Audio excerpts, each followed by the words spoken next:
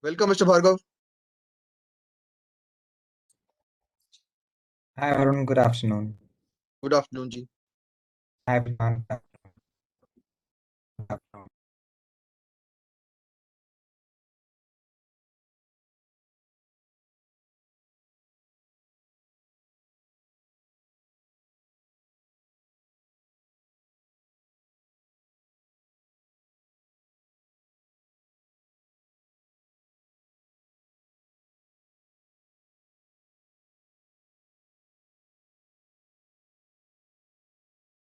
Mr. Dangi. Good afternoon, Mr. Dangi. Good afternoon, sir. Good afternoon. Your name is still showing PSB CISO. Yeah.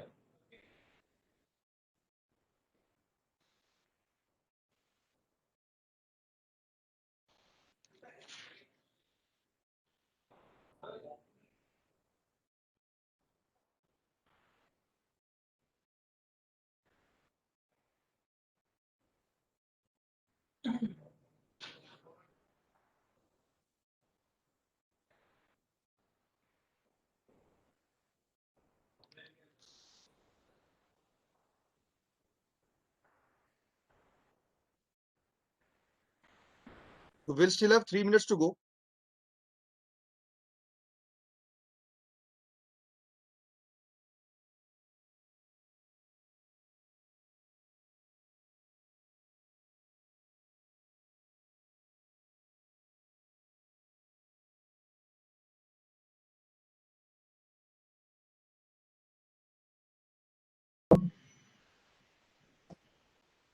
Sir बोलिए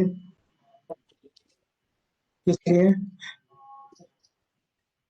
अरे नहीं यार, अभी नहीं हो। एक मेरा कॉन्फ्रेंस है, उसको अटेंड करना है।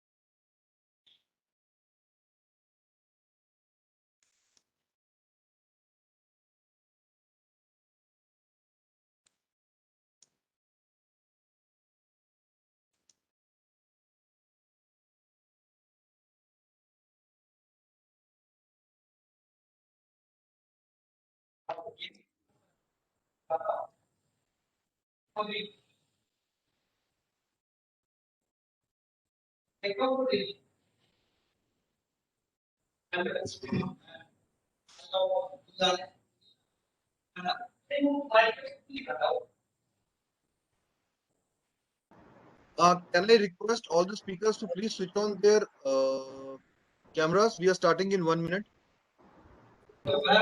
Ji, welcome.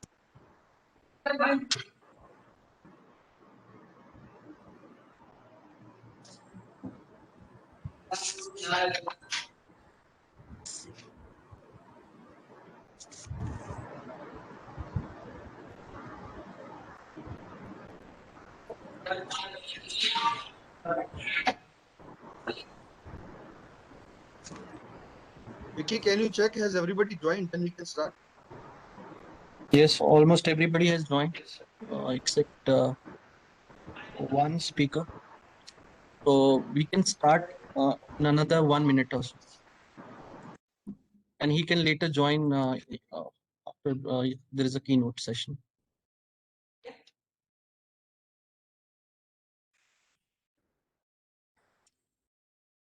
Chairman sir, Mr. Talwar, we are good to go.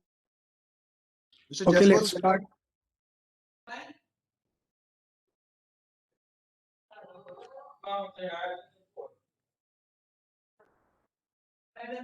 good to go, Chairman sir. We can start. Okay, perfect. Okay, thank you everyone for taking out the time, and welcome to another ASSOCHAM roundtable discussion on a very pertinent and important topic, which is the need of the hour in cybersecurity. Optimize and improve your cybersecurity effectiveness strategies. It's a privilege. My name is Deepak Talwar. I am the chairman for ASSOCHAM Security Council, also from the corporate, the National Security Officer from Microsoft India. The first thing I would like to start is to give you a big thank you while we all are virtually joining in. Difficult times are ahead. Every day, I hope everybody is well and safe and secure at your families, near and dear ones. The time is really tough. With that, it's a thank you to be starting with the distinguished speakers.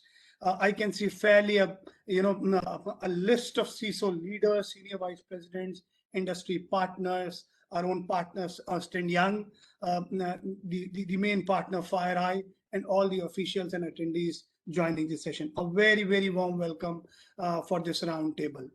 I have an opportunity to give you the context behind, and let me speak for 3 to 4 minutes to set the context, while we will also have a very great discussion from one of our colleagues from the industry, EY, Kartik, Shinde, the leader, partner leader from financial sector, to take up the panel with very distinguished, eminent speakers and leaders from banking, manufacturing, payment wallets, and industry people.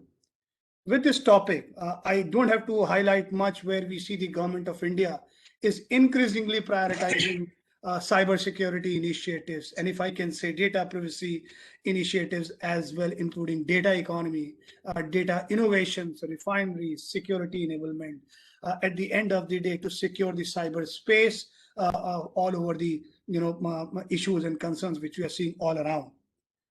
Through the upcoming National Cybersecurity Strategy, I'm sure many of you have started thinking about it, learning about it. We as a country will have a National Cybersecurity Strategy pretty soon. And this will be help creating the cyber defense, the governance framework, minimum security guidelines. Thought to share the opportunity to see the vision is to ensure a secure, trusted, resilient, and vibrant cyberspace for the country, which I learned while working with Government of India and National Cybersecurity Secretariat, that how this National Cybersecurity Strategy is framing up. This is very important for all of us. While we spend 1.5 hours next, that we all are well aligned to see the commitments not only in the effectiveness of cybersecurity, but how soon we can respond to the threats, how early we can mitigate threats. And this is where the technologies and framework like zero trust models are coming up. You will be hearing, I'm sure, in the coming panels.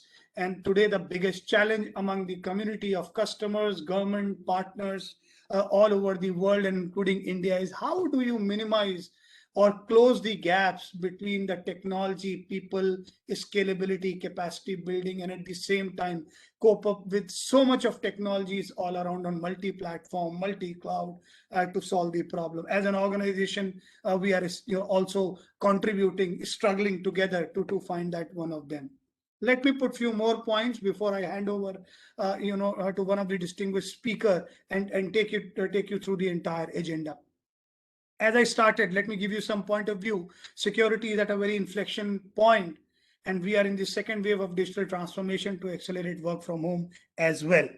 And there is no one in this world, including all of us, have seen the last 12 months in thinking of not only our own safety, but the safety of the environment when we suddenly got into work from home. So this is the time to get into creating integrated security. When we are talking security, I'm sure all of us will echo that today security is about security, compliance, or virtual identity, and what is the best way to manage all of these.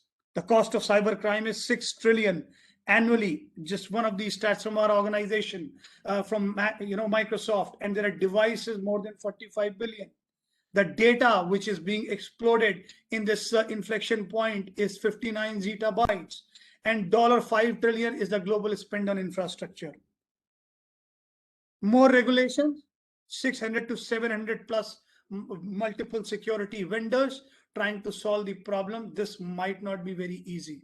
I'm sure in the panel, you'll also hear that while breaches are inevitable and zero trust and similar models are very important, all the CISOs, CIOs, CXOs, Chief Digital Officer, Chief Risk Officer, rather there are mental, wellness, health, wellness, and other officers are also coming together to make the things simple. Nobody wants things to be complex while we are embarking on the journey of automation, AI, cybersecurity, cloud computing, and so on and so forth. With that, I would like to open up, unwind, so that we can have an open discussion today to learn a lot throughout these sessions and panels, and with the distinguished and esteemed speakers, we will, I'm sure we all will, gain some more knowledge that how we can build our, security frameworks, more resilience, and what can be the best strategies. We have speakers and leaders. Igors from FireEye. We have, I can see Kartik, our colleague, on the virtual panel, as well as a leader from EY, Mr. Sharma, the CISO's community. But before I hand over, we also have one of our leaders, CIO from Primerica Group, Mayank Bhargav, one of our colleagues. Thank you, Mayank, for being with us, and it's an opportunity to introduce you and hand it over to listen to you before we pass on to Igor. Over to you for this session. Mayank, I hope you can hear me. Yes, Deepak, sorry, I didn't realize that I'd kept on mute. So I think thanks, for having me on this panel. I think it's an absolutely super elite panel that we're all a part of. And I was looking at all the participants, realized that probably the only one CIO in the group of all the information security professionals are there. So I think, kind of echoing what Deepak mentioned, I think those points are very, very relevant. And I think the stats that he mentioned, I think are actually give us the sense of the staggering things that are perhaps at stake, and the effort that is being made globally to make our own setup, our organizations, our homes, our personal devices, our identities more secure. So I think right now, going through the second phase, maybe the third phase, third wave of COVID, operating remotely now for nearly about a year. Most of the organizations, while we've been in and out of office for a while, and now grappling with a similar situation like what we had last year, I think there's probably not a better time to relook at our cybersecurity strategies and how effective they were prior to COVID, during the last year, and whatever learnings that have emerged from our own set, from peers, from the industry, and globally, to incorporate them in our setup. So I think that's what I would probably put across, from a context standpoint. And I look forward to having an engaging discussion with the rest of the panelists here with us. Thank you. Pleasure hearing you, Mr. Mayank Bhargav.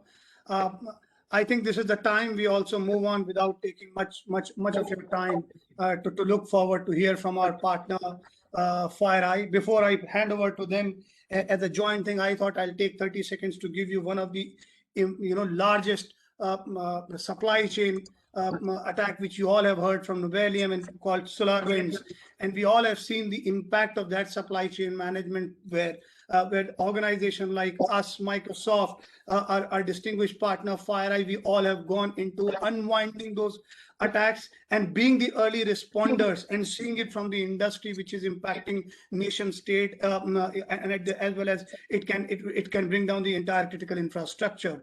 And one of the learnings which was there is that how quickly you can be ready with the mitigation plan, how better you are in your mitigating risk. Same the way we have seen in COVID situation, how much ready we are from the initial stage of capacity building, from the hospitals, from the health management systems, to the current situation of the vaccination. This whole thing has a lot of impact from digitalization. And similarly, we saw in the impact of SolarWinds, how much they can impact and how much they can go further has been minimized or can be dismantled by taking care of the resilience. I would like to invite our leader from FireEye, Igor, over to you for your speech. Thank you very much. So I appreciate all of your time today. So just to introduce myself, my name is Igors, and I run what we call a solution specialist organization across Asia Pacific and Japan. I've been in cybersecurity for the last 15 years or so, and my primary interest has been cyber intelligence. So I came from the early days of cyber threat intelligence. And today I would love to talk to you a little bit more about what can be done to fight that asymmetric battle and fight that we are all in. And when I say asymmetric, unfortunately, it is indeed skewed towards attacker favor. There is a concept that stopping breaches are factually impossible today, and so a model of assume breached might actually be, in some aspects, a way to look at it. However, I think there are many different ways to try and limit the exposure and also try to focus on things that can really help to safeguard enterprises. With that, I'm going to talk to you first of all a little bit about the concept of cyber threat intelligence and how it's possible to apply it in different workflows, and then discuss another very pertinent and current topic around security validation.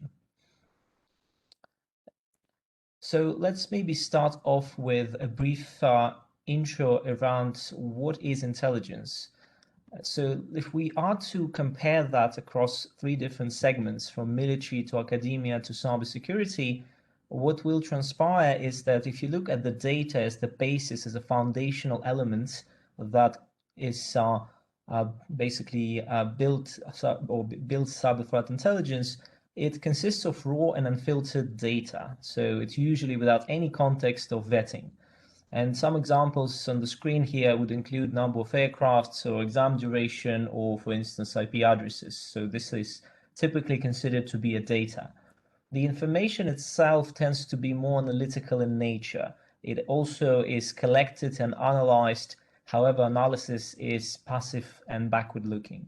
And so consequent examples would normally include things like terrain analysis in a military context, sample exam questions in academia, or malware analysis in cybersecurity. And then intelligence is a combination of data and information fused through a evidence-based analysis. And fundamentally, intelligence is all about managing your decision risks.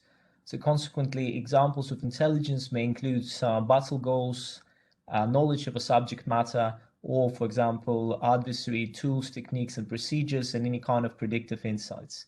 The principal point of obtaining intelligence in the context of cybersecurity is to help organizations to decide where to invest and what to safeguard.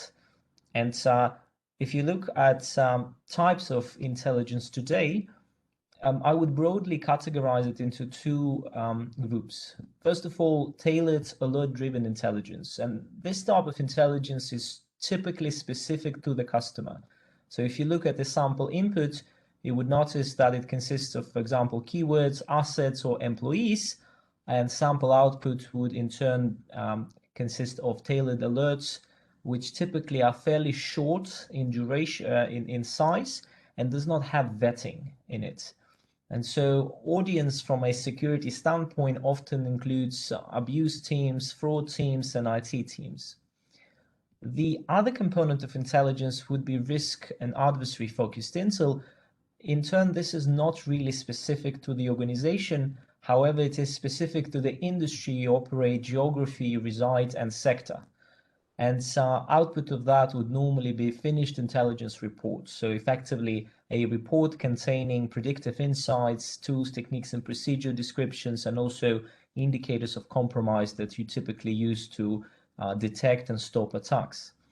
And most commonly, this is used either in a security operations center, in threat intelligence teams, or to manage risk. So it's a fairly basic concept, but I do find it's fairly interesting that sometimes there's a bit of ambiguity between the two. These two types of intelligence actually derive from completely different sources and also serve fairly different purposes. Whilst both could be classified as intelligence, the fundamental difference between the two is that if you look at alert-driven tailored intelligence, it is typically derived from, for example, monitoring surface or deep dark web. On the other hand, risk-driven intelligence is typically derived from incident response engagement, sensors, or, for example, any other type of adversary reconnaissance. So what you see on the right is specific to an adversary and therefore helps you to manage overall risk. What you see on the left is specific to the company and tends to be more tactical in nature. So you can address particular type of issue. If you look at the way we produce intelligence today, so we follow a fairly standard military-grade concept for collecting, analyzing, and producing intelligence. The sources of our intelligence consist of proactive adversary reconnaissance, and in order to obtain that, it is not sufficient, unfortunately, to automatically scan dark web. The problem with dark web scanning is that for most parts, information that's publicly available, even in the dark web, is either benign or of little interest, because at the end of the day, cyber criminals are actually driven by monetary gain. And so for the most part, if the organization wants to obtain, for example, stolen information that is being advertised, what's required is to establish peer-to-peer communication with threat actors.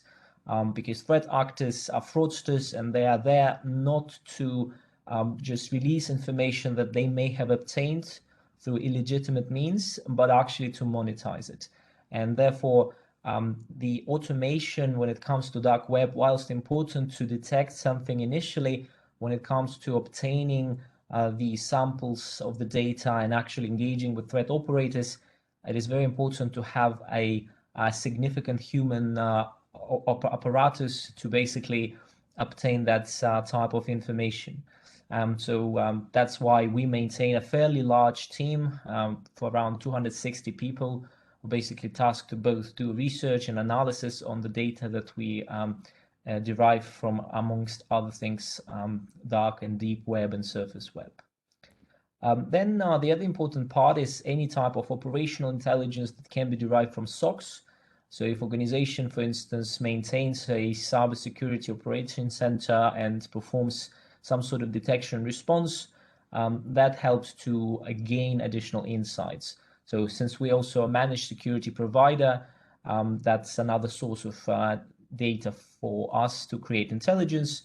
And then the third one is, of course, sensor reconnaissance. So many organizations, especially organizations like FireEye, which derives our methodology and intelligence doctrine from a military concept, we undoubtedly leverage the same idea of tapping into egress, ingress points in order to basically harvest information that can help us to identify and establish credible set of data associated with intelligence.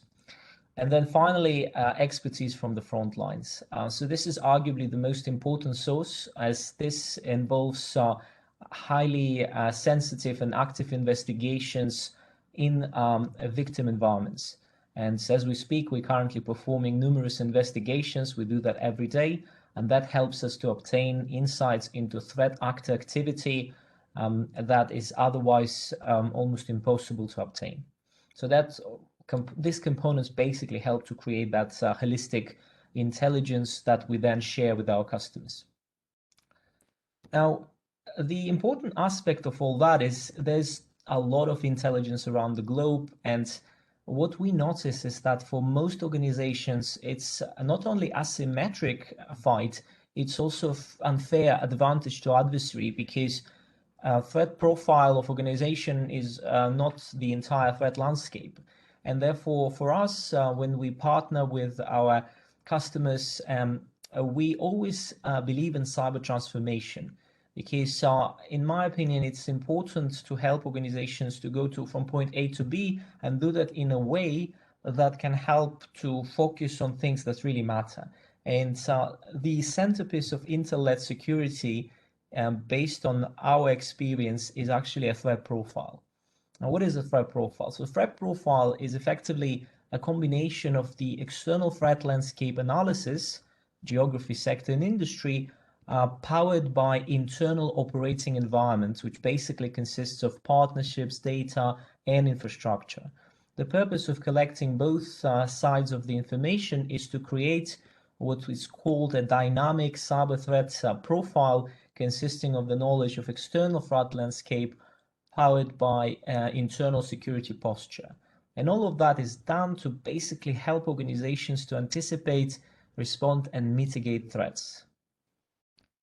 So if you put it into perspective, into, say, a high-level blueprint, how a typical threat profile may look like, you may notice that it's insufficient to look at just a, say, advanced persistent threat actor and try to connect it to a particular company.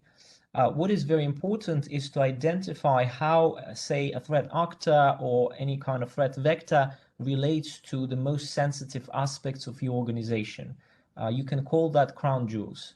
So if you look at this example here, in the context of a financial services organization, if an organization has information around listed companies, for instance, it could be a stock exchange, this is something that is particularly sensitive within the organization.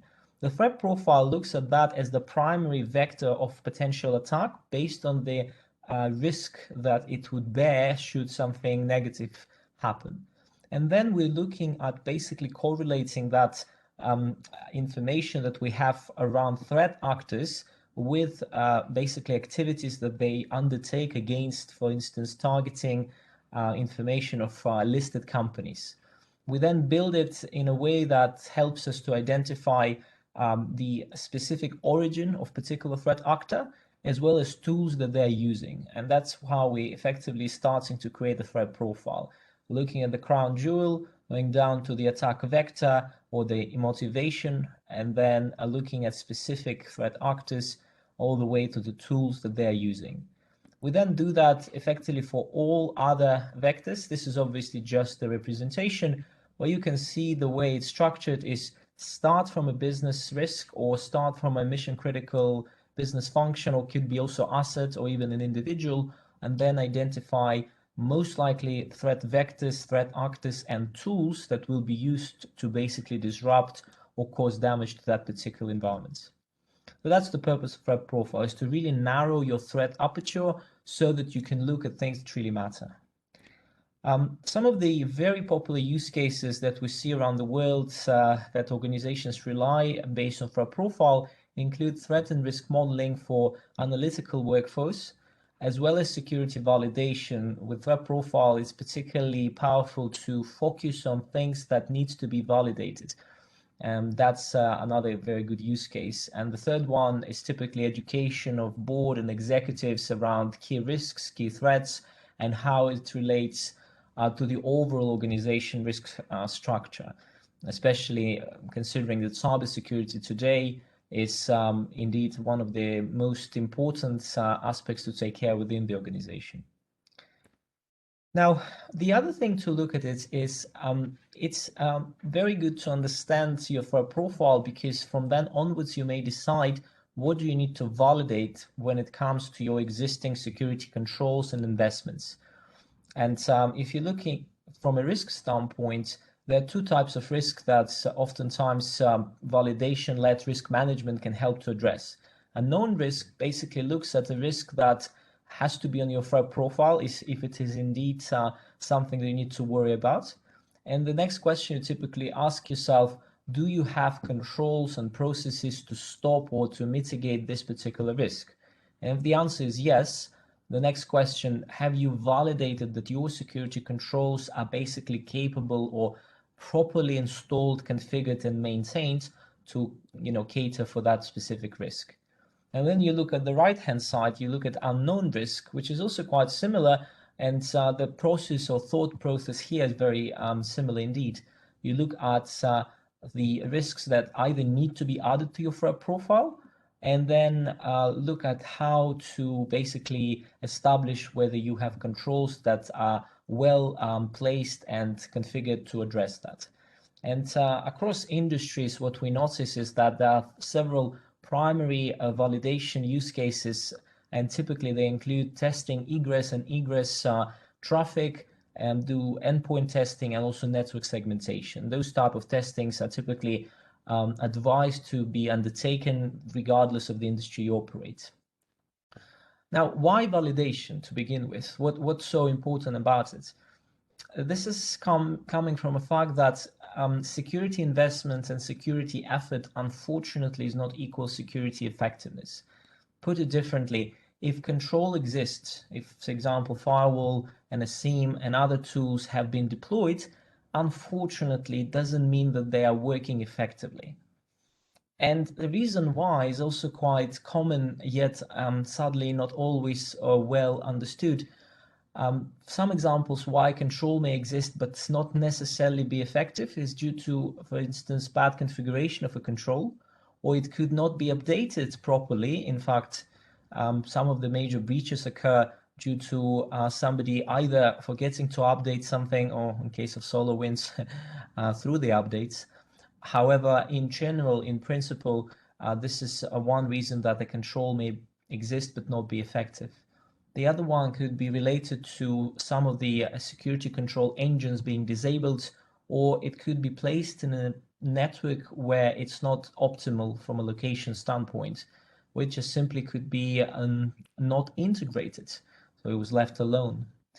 And that comes to a point where we start assuming things. So we assume that technologies work as vendors claim.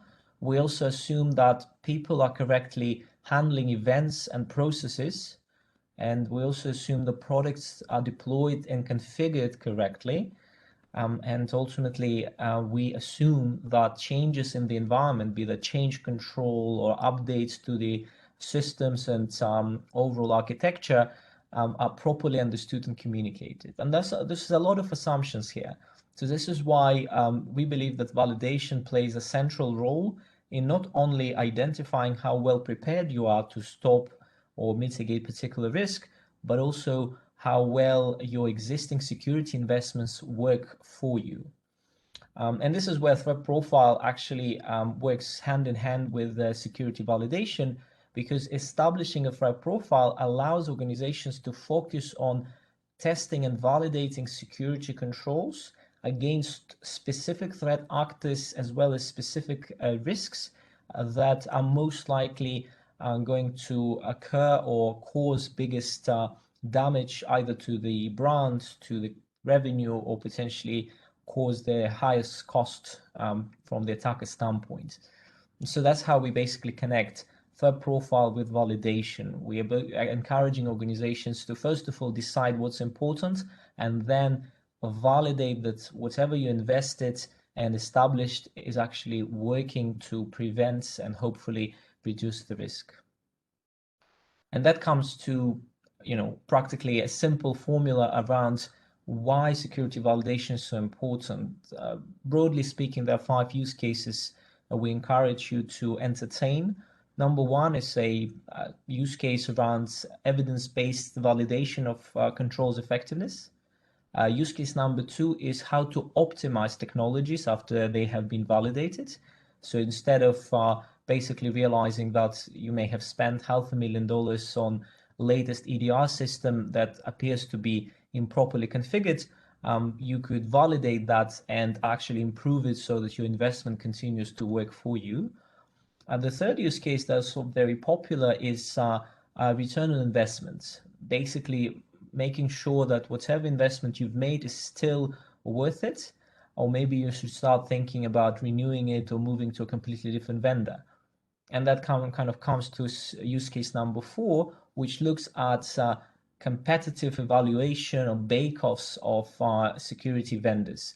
So basically looking at things like, is a network control from vendor A as good as network control from vendor B?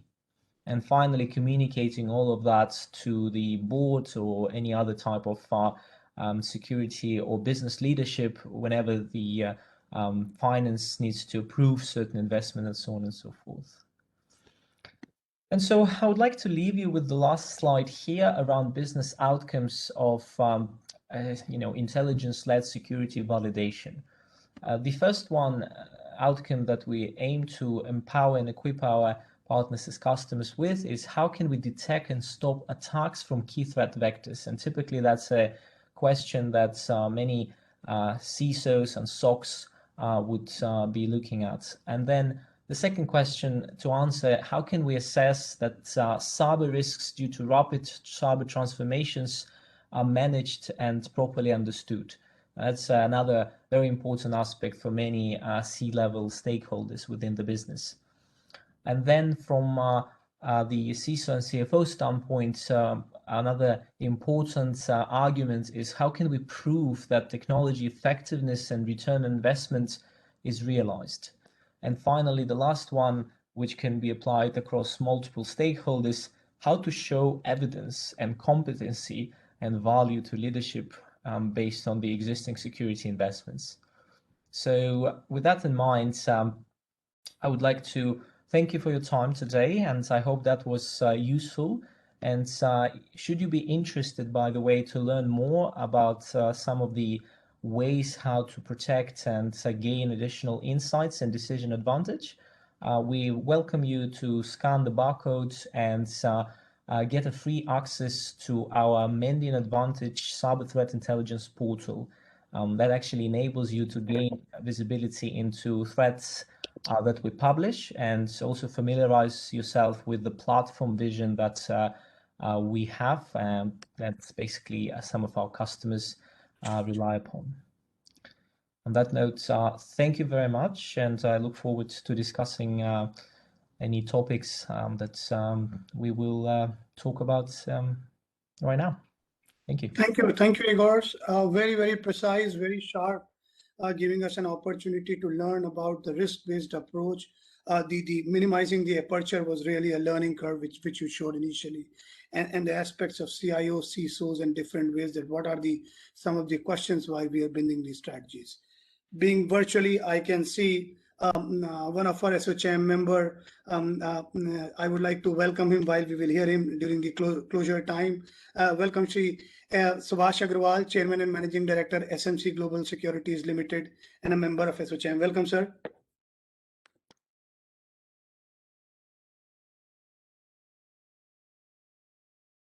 I hope you can. Yeah, thank you, Deepak. Thank you, sir. I hope once we unwind the panel discussion from our colleague, I thought I just saw you virtually. If you were in room, we would have done that in a way. But thank you for being with us. Yeah. I'm sure we will hear from you at the closure time. Pleasure seeing you. Thank you, sir. Thank you.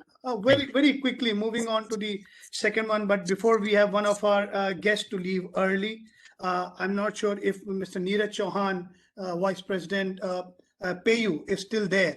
He has to leave for some urgent work. Mr. Neeraj, you are there?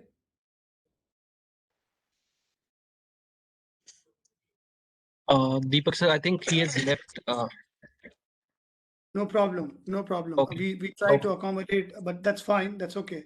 I don't have much to say than to introduce one of the partner leader from Ernst & Young, Kartik Shinde, who is the senior leader at Ernst & Young, looking after one of the very, very critical domain of financial services. And he's a partner for India, Middle East, and other regions as well. Kartik, you have a lot on your shoulders with so much of distinguished, esteemed speakers all together from a CIO, CISO communities, from banking and all. I would lean on your shoulder to pass it on to you for the panel discussion and introduce the panel. Over to you, Kartik. Thank you, Deepak. It's good to see you after a long time. Thank you. Kartik ji, thank you very much. Kartik ji, before you start, can I request all the speakers to please switch on your camera? Yep, that'll be good to see everyone virtually on the screen. All right.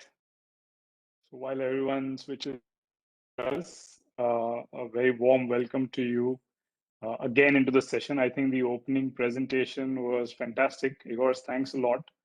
And I think that sets a good context for our discussion to follow.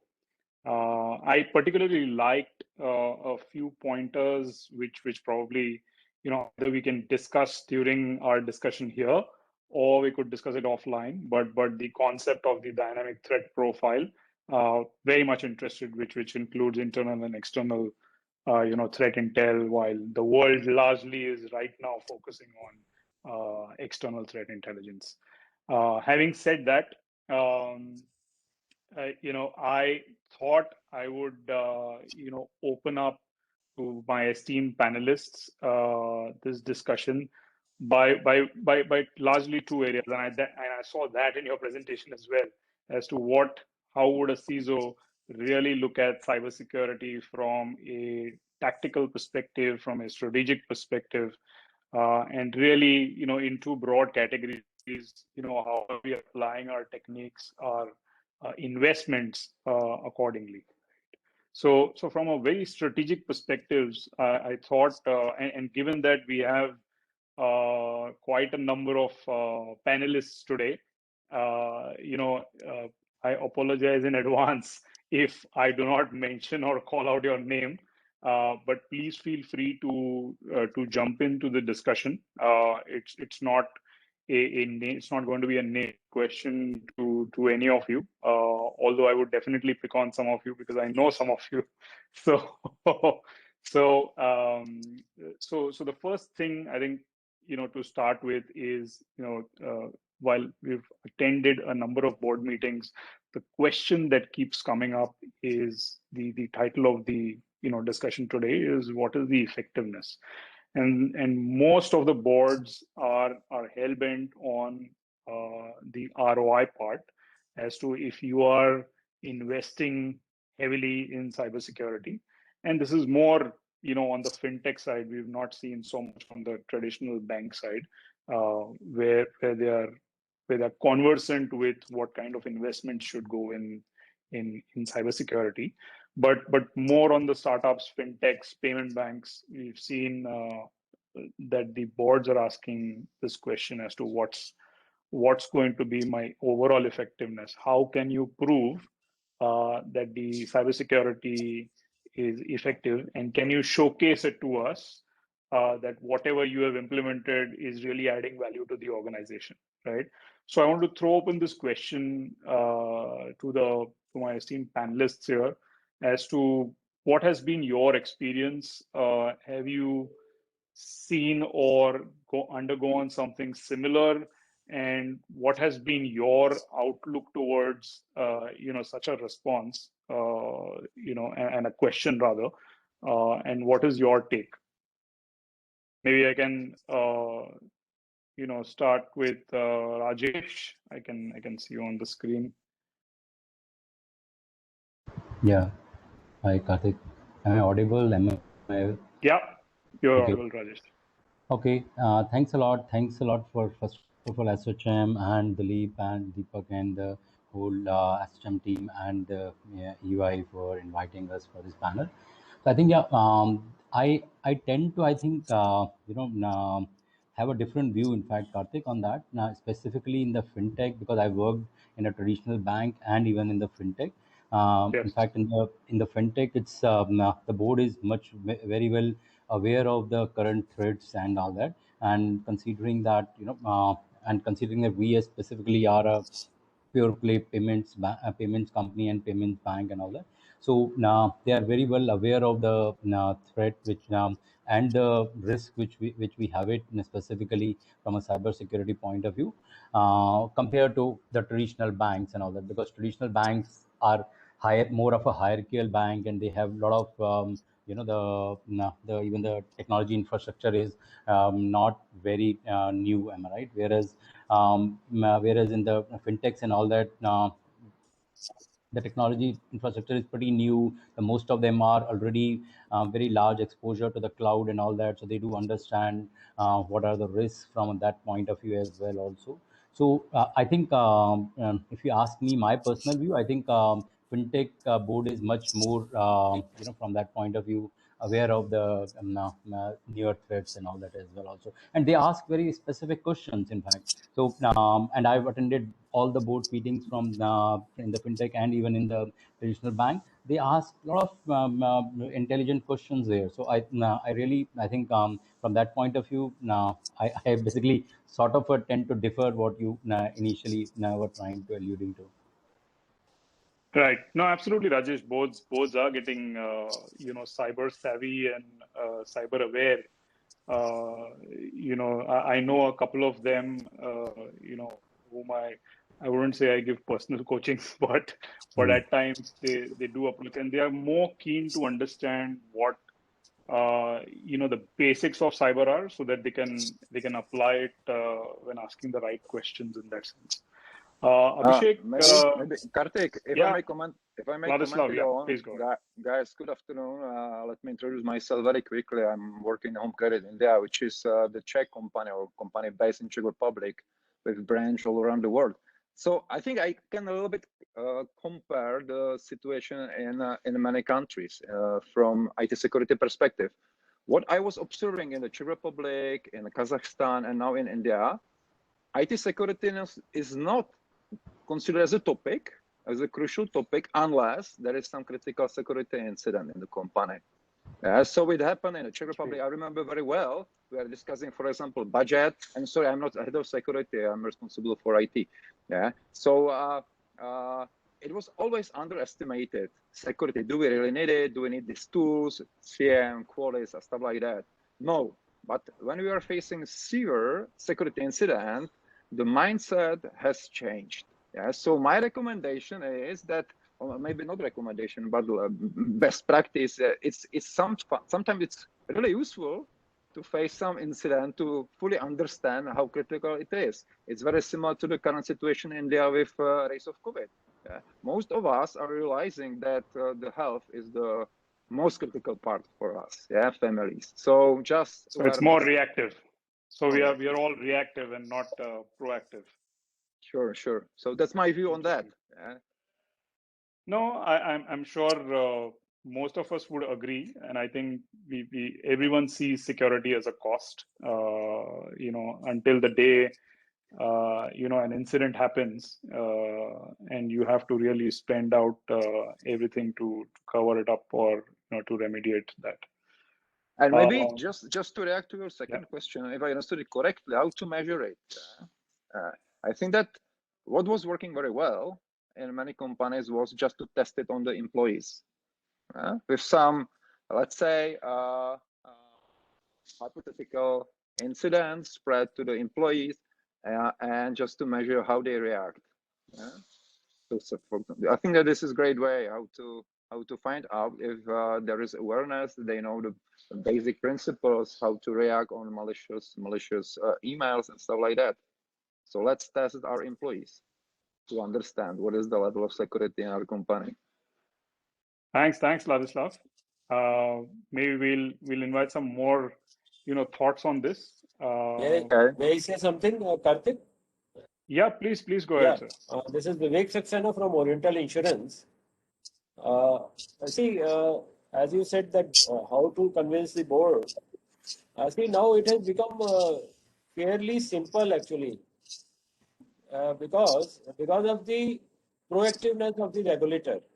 See, I am having a IT security policy for last 17 years in my organization, but for last 4 years, since the time IRDA has come into picture, they have come out with the cyber security guidelines, and then every insurance company has to align their security policy with the guidelines, and every year we have to comply with the prescribed audits, VAPT, VASA, everything we have to do it.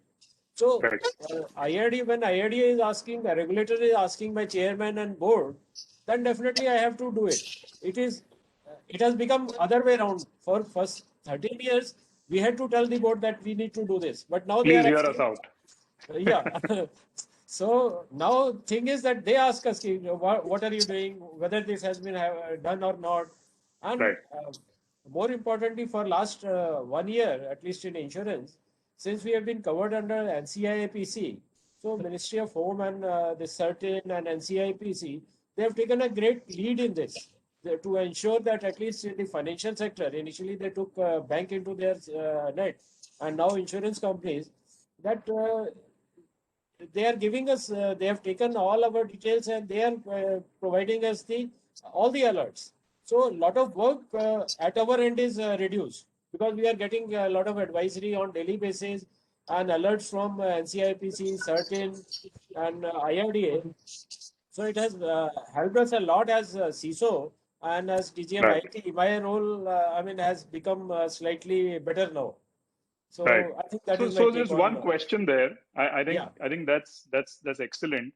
So when when now that we have enough representation at the board level, you know, how are we representing information so that, you know, we can convince the board saying that there are adequate security controls, or, you know, how is the representation happening? I think we would love to hear you and other folks here. Yeah, actually, we have got a structured system now that we have got, what as CISO, what I understand is the best way to protect ourselves is to educate our users.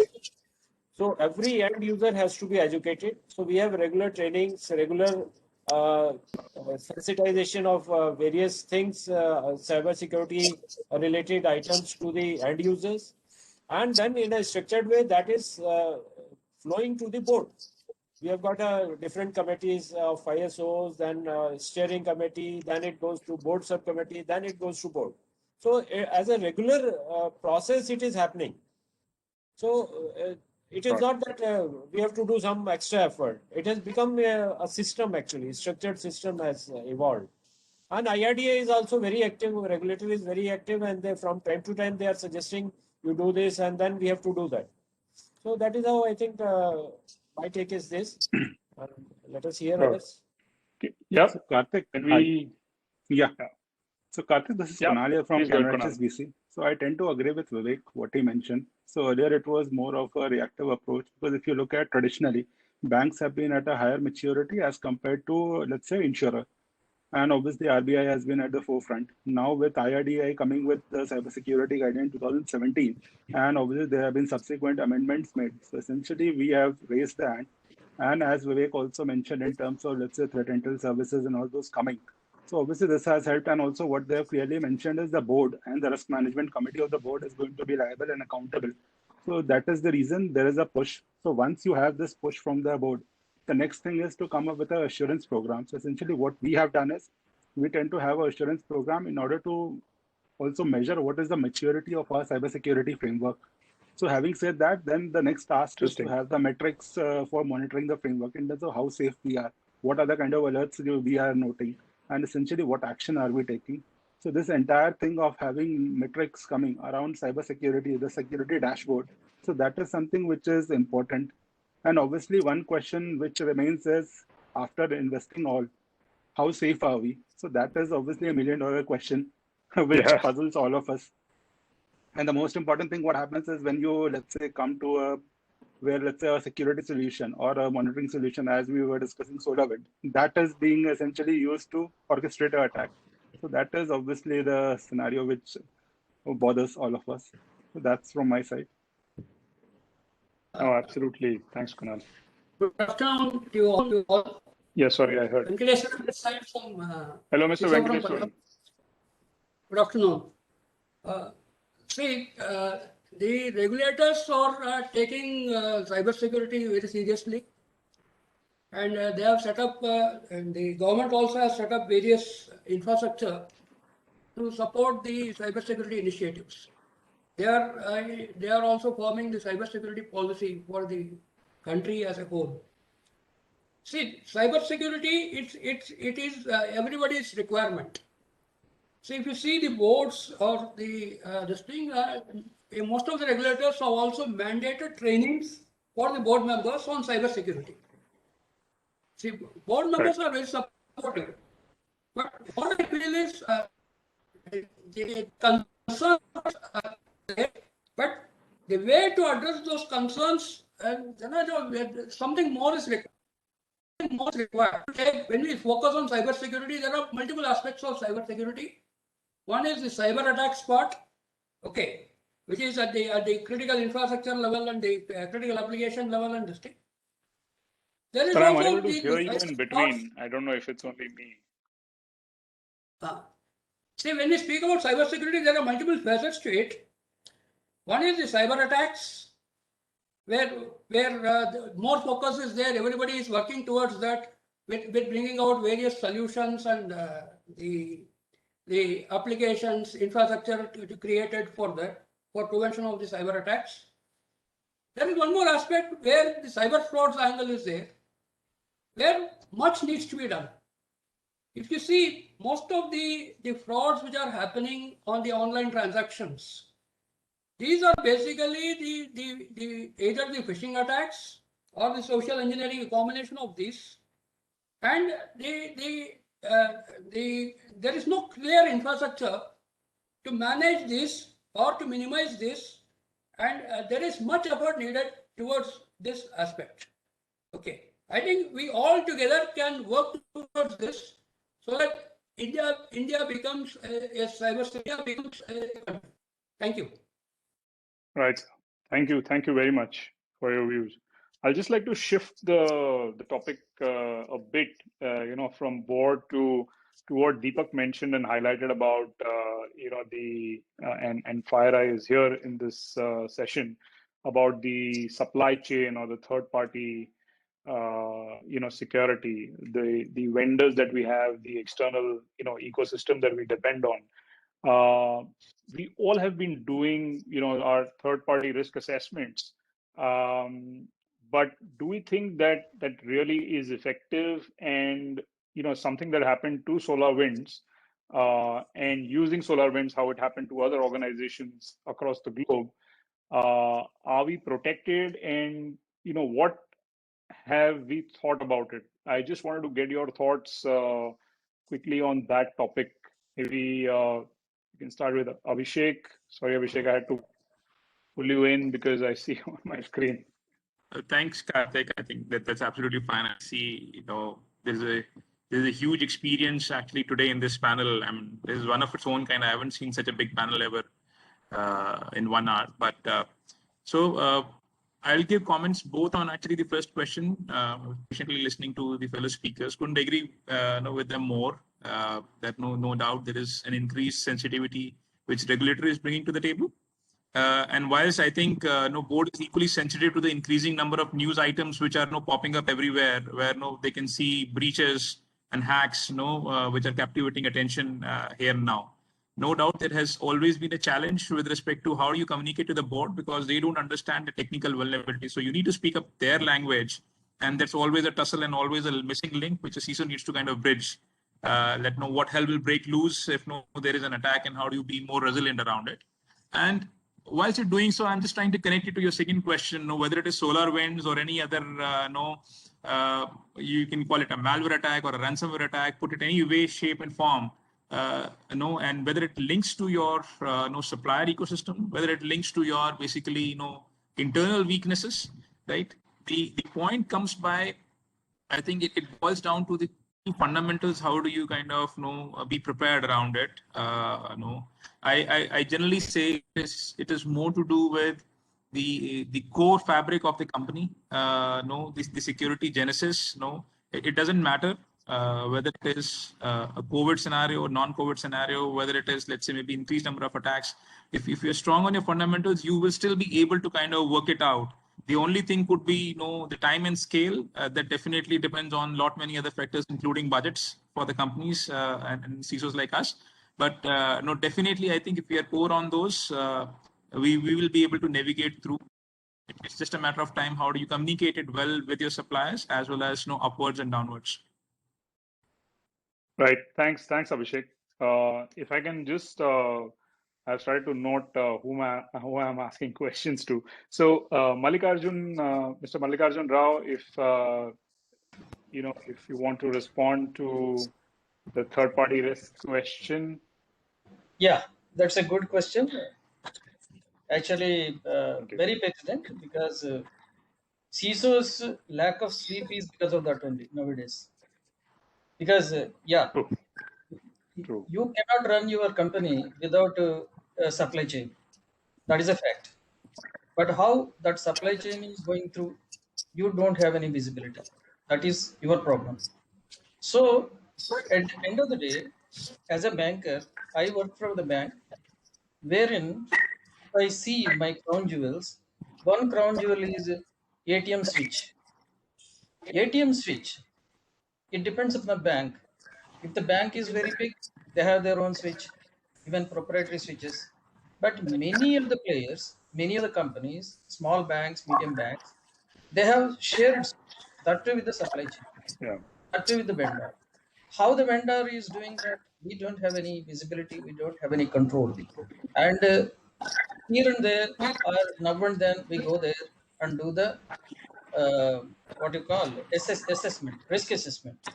That too, without any comfort also. So this is negative. Positive is, see, everybody in the industry is controlled by many things, controlled by life, controlled by economy, that to global economy.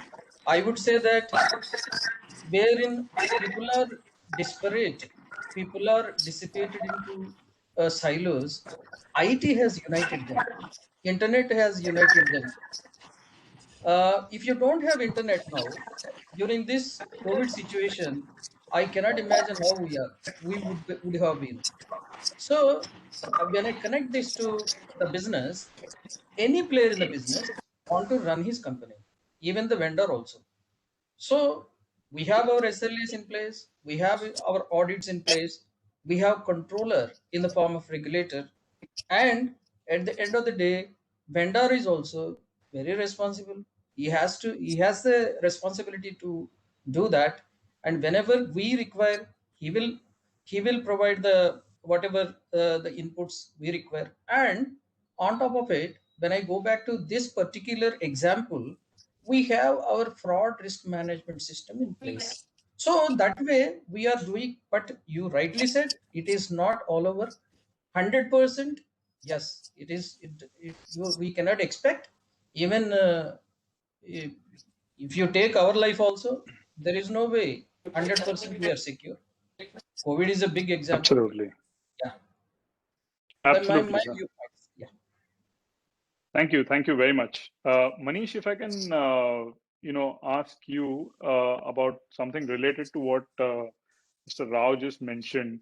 I think from a third party, risk assessments, while we do a traditional, checklist based approach, is there a proactive way, you do cyber risk assessments on the third party's infrastructure or ecosystem as well? Manish or Neeraj, maybe a question to you. Hi, Kartik. Can you hear Hi, me? Manish. Yes. Okay. So when you talk about, so what we have done over here is we have deployed specific controls, which help us take care of the same. So something like, for example, whenever there is a vendor which is supposed to be onboarded, so the IT team has a discussion, and then we actually have made some checklists which are related to some specific work areas. So something like if you're offering us a service which is there on the cloud, or if you are an application vendor, then we have made checklists which actually first of all ensure us that whatever you are saying, and we definitely conduct audits, that's okay. But then when we want to ensure that you are able to actually kinds of do whatever you are saying over there. So first thing, we need to actually, so conduct audit. So our way of looking at it, or our way of going about it, is the first phase is the checklist, which you say. After the checklists are being done, then we conduct regular audits, and on an ongoing basis.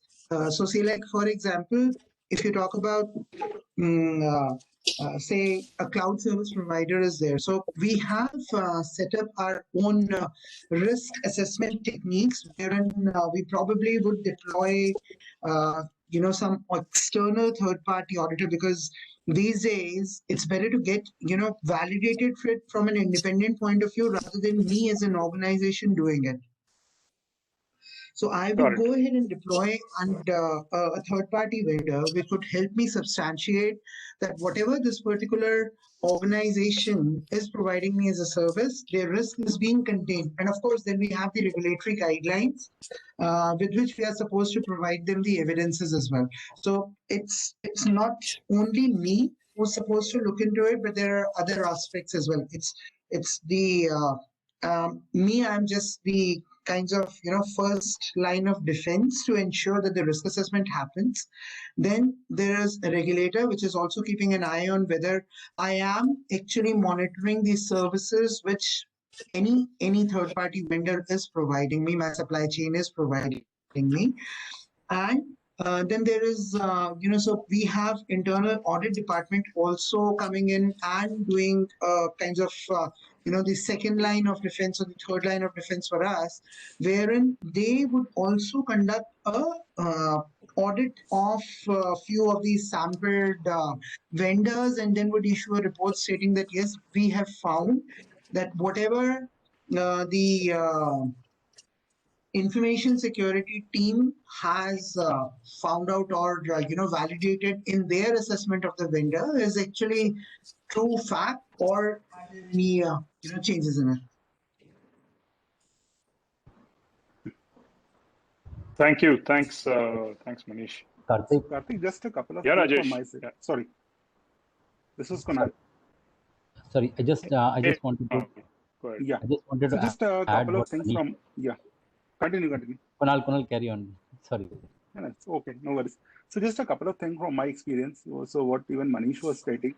So essentially, we evolved from a checkers-based approach, but essentially what we noted is when we used to ask, let's say, a response in yes or no. Traditionally, what was happening is every response was coming in yes only. And again, review of policy and procedure is something which is kind of a mammoth task. And maybe at times the review in the short span wherein you have to complete your onboarding, that might not be feasible. So essentially what we have done as a part of our evolution, so what we have done is essentially we have relied on third-party assurance reports. So maybe a SOC type 2 report. Similarly, let's say asking for, let's say maybe a VABT, a security testing report by a certain empaneled vendor. So these are some things which have helped us. And essentially there are also tools now available in the market, let's say something on the digital risk management, essentially which not only helps you in terms of you seeing your landscape, but also in terms of potential a business partner whom you are going to onboard. So essentially you tend to know what is the maturity of their overall framework, which essentially helps you in mitigating this third-party risk. Because while, let's say, SolarWind is a recent one, the one which started was the Hitachi. So that is it. Yeah, that's it. True.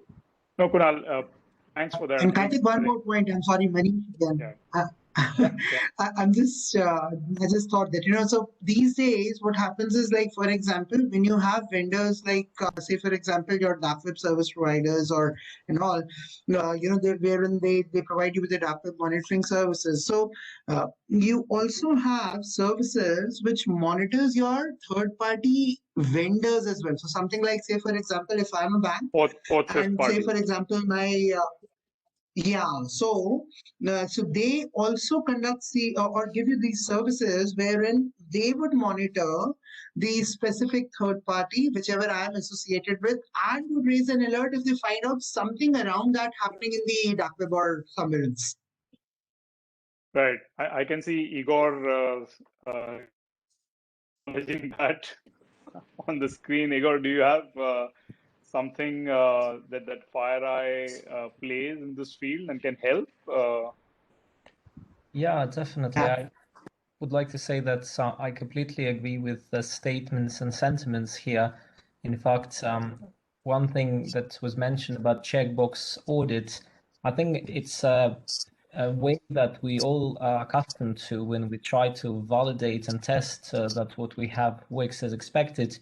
But there are other ways to do it. It's when it comes to validation, one approach is to do it either continuously or at least periodically, so that whatever new you introduce to your ecosystem is progressively validated in the broader context of security posture that you have.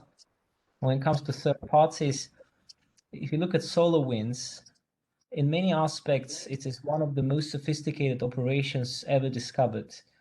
And this was not really done for the purpose of penetrating an enterprise environment. There are much more easier ways to do that. The enterprise environments were collateral damage just because it was possible to basically infect everyone else. SolarWinds, on one hand, is a great example of supply chain attack. On the other hand, it's a very unusual example because protecting against SolarWinds probably not possible. When you have about a few hundred people from a foreign military intelligence service working on a particular attack, as we discussed earlier, it's asymmetric battle. It is very hard to protect against that sophistication. What we noticed, though, and that's sometimes more alarming, is that the basics sometimes easy to overlook. We see organizations spending millions of dollars into the most up-to-date technology, services, monitoring tools, but at the same time forgetting to test that the ports are closed. And that can happen because somebody, for instance, made a change due to whatever requirement that occurred and forgot to close a port. And that's a security hazard, which if somebody does a port scanning, they could immediately identify that as an entry vector. And then no matter how much you spend, will go in vain. So for that reason, for us, when we look at the existing security posture, it's very important to continuously test and check that basics are in place, and from then onwards build further kind of effectiveness. And maybe last thing to mention here, monitoring third party is definitely a great way, because detecting a breach of a particular vendor that might be your supplier is undoubtedly a good way to raise awareness within the organization and tie defenses if, for instance, even a catering company has been compromised. I have experience working in mobile digital forensics space where we've seen most sophisticated companies being targeted through catering companies. And the reason for that is because catering employees had practically unchecked entry level to any secure facility, since somebody needed to bring milk and cookies. And that was actually a very interesting intrusion vector. So I think, in conclusion, all of that is very important. I also would encourage to think about the very basic things, because attackers don't necessarily try to create or look for vulnerabilities in the most sophisticated systems. Most of the time, it starts from the basics. Absolutely, absolutely. Thanks, Igors, for your views. Rajesh, you had to say, we got interrupted. No problems. I think that's what I think Manish and some of these guys did mention. Continuously, so that checkbox activity, which earlier was effective, in the current situation, it's not any more effective, because most of those audits are point in time, whereas you need to have continuous looking at the third party risk as well also. And what I felt, I think, and we have done it in even organizations where I worked, is that we have those scorecards created where basically we continuously score our third parties as well also, and look at their threat profile as well, apart from my own threat profile, usually, as most of them are alluding to. So most of the attacks happens through those third parties or a catering or some of these type of companies as well also, am I right? So because you would have already in place most of the one of the advanced security and all that, but if your third party gets compromised, is as good as your own systems gets compromised, right? So I think the more effective way is you continuously do a risk profiling of your all third parties as well, and do this, look at it from a holistically, from a overall digital risk point of view as well also. Thanks, Rajesh.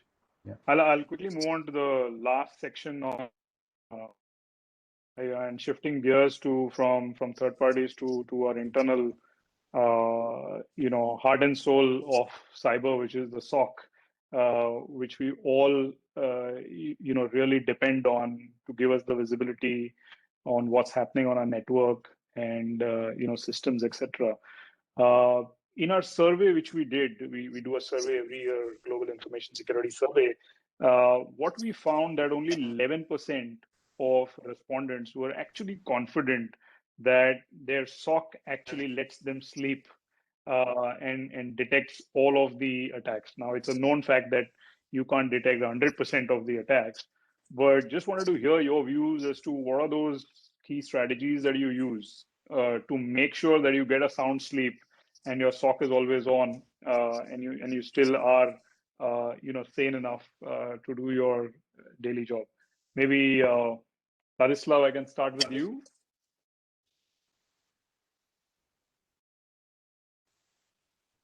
So, maybe just I would like to revert to the previous question very shortly regarding this third parties. I totally agree what has been said by my colleagues here. just wanted to add one thing, which is so-called privileged access management, because with third parties, it makes sense, especially for us, to monitor all the privileged activities this third party makes with our systems.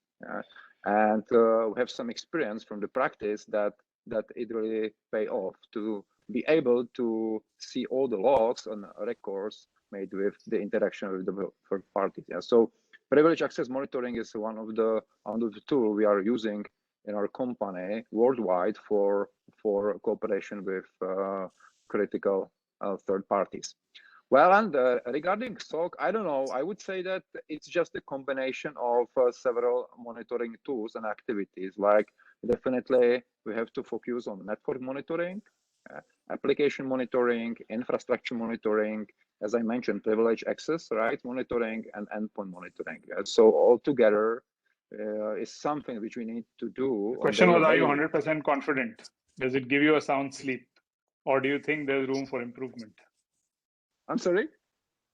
The question was, is there a room for improvement, or your SOC gives you a sound sleep at night? Yeah. I'm totally okay with our SOC. Because, maybe we have exceptional situation here because we have actually two SOCs. One is in the Czech Republic and the second is in India. So we are doing it in parallel, everything what I mentioned regarding monitoring. So yeah, situation easier. Fine. Okay. Excellent. So I'll just move on to Vivek. I think I've missed out Vivek in the earlier questions. Hi, Vivek. Are you there? Yeah, I'm there. Sorry, I then missed marking you. But Vivek, what's your view from a SOC perspective? Are we living in denial, ignorance is bliss, or no? Do we really have gaps? Whatever status of the SOC, whatever part of the technology you deploy, you can never be 100% sure that you are okay. So you have to be alert all the time. Simultaneously, you have to make sure that whatever latest technologies are there, whatever methods are there, those are deployed, and 24/7 we are monitoring that. So that will give you fair amount of good sleep. I'll not say 100% good sleep, but it's a relative thing actually. Because if you become complacent, then again it's a issue. Absolutely. So, and again, going back to my previous thing, on all three points which you have touched upon, supply chain and the previous one I had already talked about board and this SOC. Again, I'll go back to my regulator, because the regulator is giving me a lot of peace in this sense, because they are guiding us what is to be done. So they have specified you have to have a SOC. For supply chain, we have integration with bank assurance, we have integration with brokers. They have got regulation for everything. Any outsourcing activity, they say you have to have an audit of those outsourced entities. So bank assurance, we have different banks, we have got arrangements. They are placing business with us. But with banks, we are more comfortable in the sense that in terms of security, banks are much ahead of insurance companies. And luckily, Mr. Talwar and Varun, we have, Oriental has got 4 banking partners, and all 4 of them are here. PNB, PSB, Bandhan Bank and UCO Bank. So that way we are quite safe. I'm thankful to ASSOCHAM also for that. I see Munir has joined, or I see him on the screen now. Hi, Munir. Munir, I don't know if you heard me. Yeah. Am I audible? No problem. Yes, you're yes, very much audible. Please Munir. Continue. Yeah, please. Very good afternoon. So Munir, the question was, does the SOC give you that sound sleep at night, or are there any room for improvements? And we heard, Vivekji's views as well. And I don't know if you were in Igor's presentation. Did you see that? But my question to you is, do you really use a lot of threat intel to proactively also preempt a lot of these threats that attack the network, or is it as of now just monitoring what's going on within your network and giving you alerts and incidents? Okay, when we are talking about SOC or Security Operations Center, we are talking about integration of different devices for having a full-blown event correlation and event correlation and threat mitigation visibility, or the mitigation strategies available with us. To be very honest, I see majority of the organizations which I have been means talking to, wherein the product has been procured but has not been deployed the way it should be deployed. And in our case, thankfully, we have been able to get the next generation SOC. When we are talking about next generation SOC, I'm talking about a SOC with inbuilt integrations with the threat intel feeds. So I'm talking about the SOC has been deployed, and the success of the SOC actually is defined by the way the auxiliary services are integrated with the SOC and the use cases are written. And fortunately, we have been able to make a good progress in this regard. We have a SOC wherein we have huge number of use cases, and wherein we are talking about means not only evaluating the threats emanating from my internal devices and internal systems, but scrubbing them with the intelligence provided by other threat vectors or by other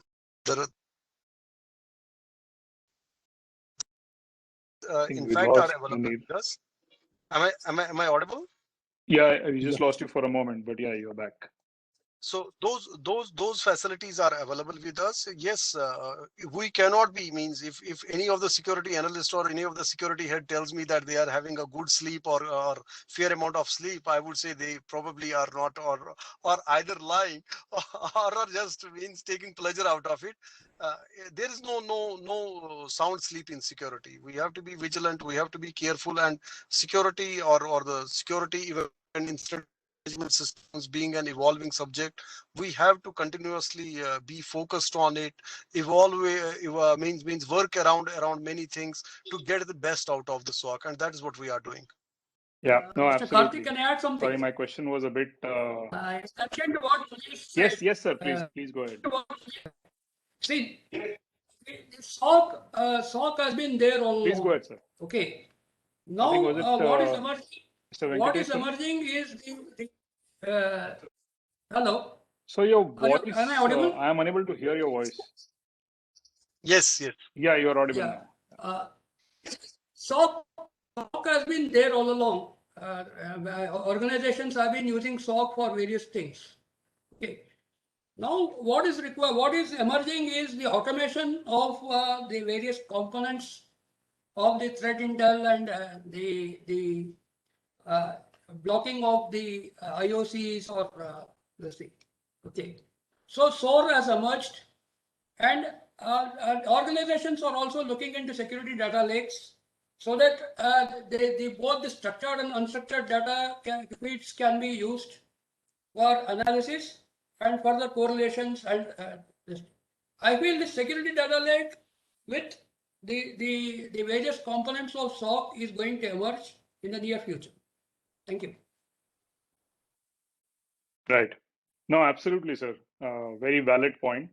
And I know a few banks who are exploring, to port SOC onto the cloud so that they can do large-scale analytics, on the data set that's coming in.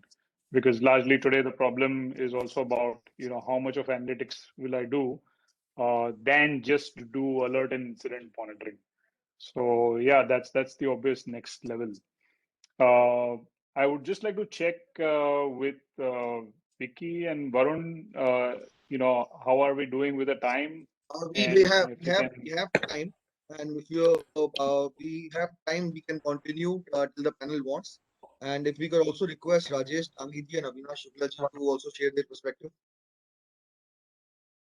Yeah. Rajesh, are you there? Rajesh Dangi? Yeah, I want to add some point here. Hello. Am I audible? Yeah, please. Yeah. The SOC, your percentage is more actually. The survey was much more generous, 11%. SOC is dead actually. SOC is dead because there is no other tool or security technology in place, we are continuing. SOC cannot do anything for two reasons. One is we cannot blame the machines also. We don't have analytics in place, as you said. People, even if you depend on machines for doing analytics, it is not enough. Actually, manual, man-based analysis is required for security analysis. Now, most of the companies, even I speak to global CISOs, even I follow them, their comments and all. See, nowhere, everybody is spending time in project implementation only. There is a lot of friction in culture between IT teams and security teams. You spend a lot of amount in project implementation only, and you deploy projects as per the guidance of the regulator. Regulator also picks up some insights from outside. So you are right, but if you spend only 11% of your brain on that SOC, you will get a good sleep. Don't spend much more than not more than 11% on that. You have to depend on other things for securing your bank. Mostly, as you said, this is a basic. That FireEye gentleman, as he said, it is actually basics only. Basics, if you follow, a reasonable security can be ensured. But SOC is an ornament as of now. It is dead. True. Yeah. True. Very well said. In fact, me asking that question on whether you get a sound sleep was just to instigate and invite more views and contradictions, etc. But thanks, Mr. Mallikarjuna. I like your statement. SOC is dead. And absolutely, because whoever thinks he has a SOC and is adequately protected is living in denial. But thank you for bringing that up. I don't know if you have Avinash. I can't see him here. I have missed Avinash. Yeah, Avinash and Vivek Saxena. Yes. Yeah. Hey, Avinash. Yeah, hi. Hi, Avinash. Avinash, would like to listen to your views. Obviously, we discussed a lot on the topic of SOC, but I think one other burning question that we would love to discuss is the fact that we mentioned about SOC having an added component of threat intel, which gives us a way of preempting what's going to happen to our environment.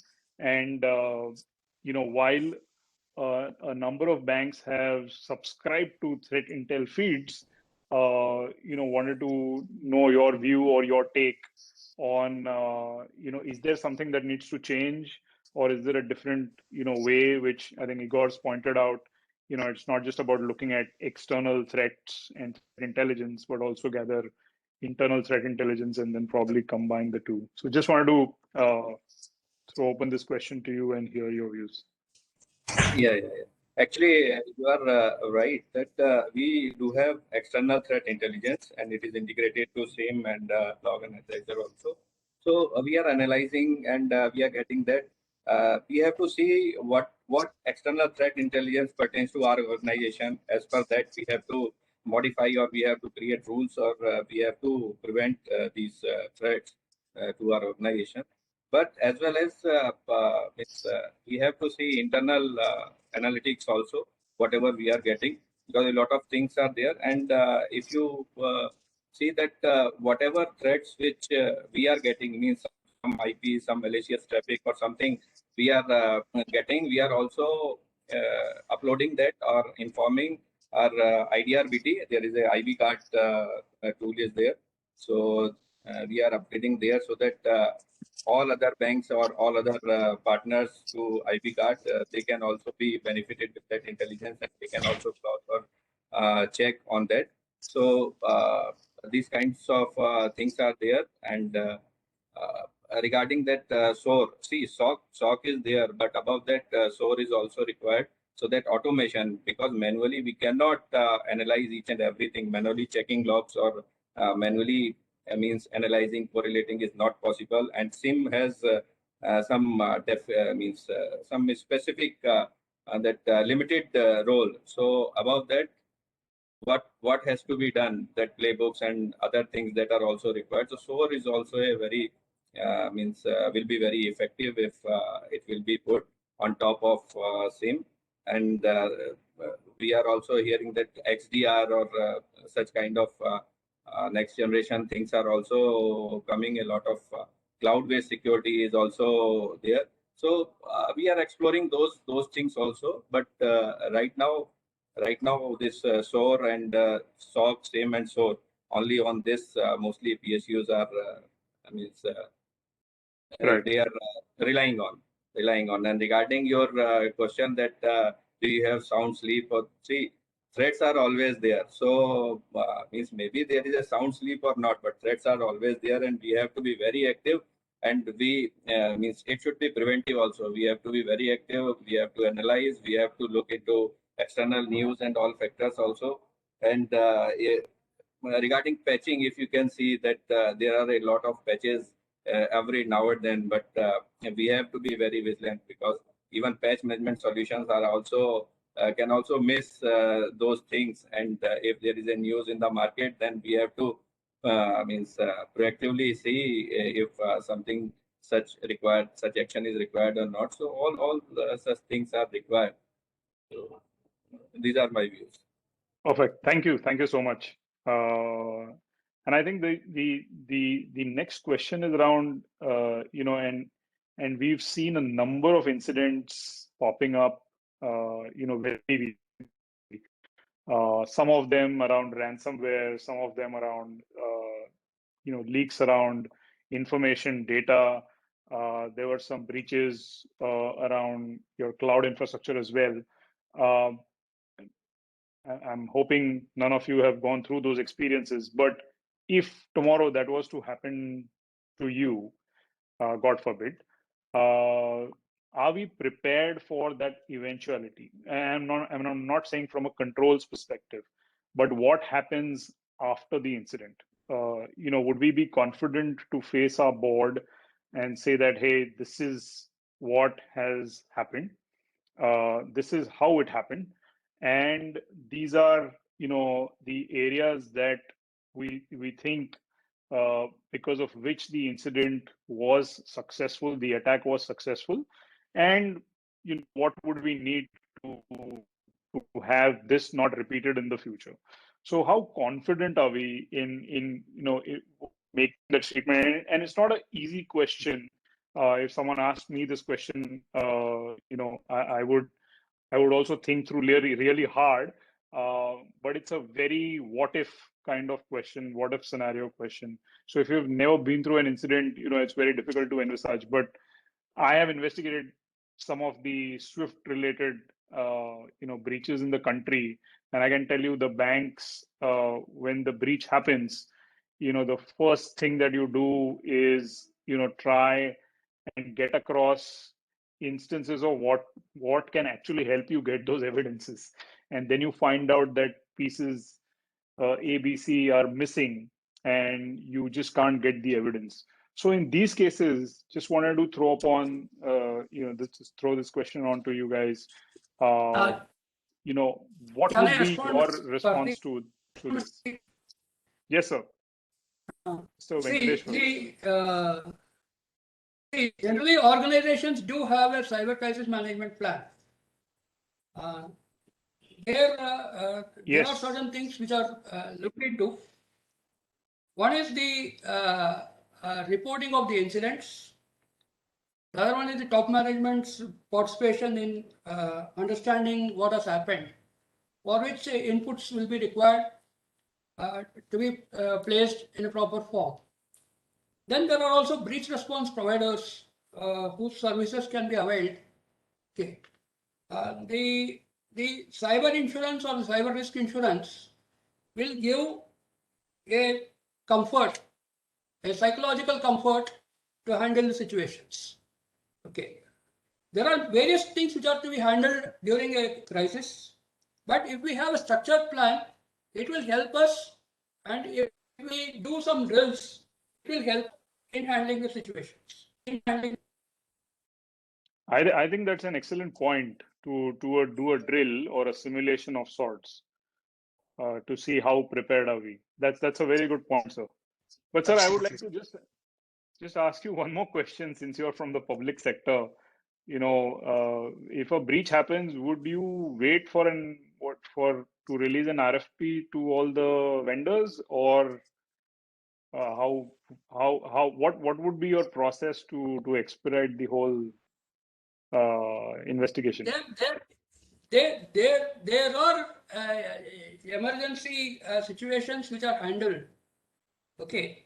So that is why when we look at the possibilities, so we always bring in the cyber insurance itself, we will bring in a clause regarding the breach response. So that will take care of the activities. Thank you, sir.